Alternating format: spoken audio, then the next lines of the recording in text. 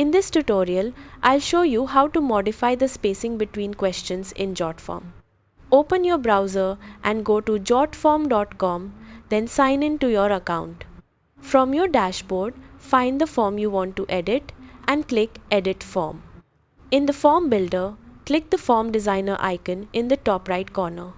When the Form Designer panel opens, select the Styles tab.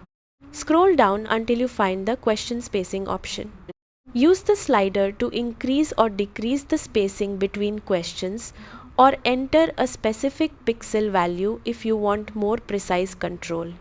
As you adjust the spacing, you'll see the changes update instantly in the form preview, allowing you to fine-tune the layout. Continue adjusting the spacing until you're happy with the appearance of your form. Once you're finished, simply close the Form Designer. Jotform automatically saves your changes. That's how to modify the spacing between questions in Jotform. Thanks for watching.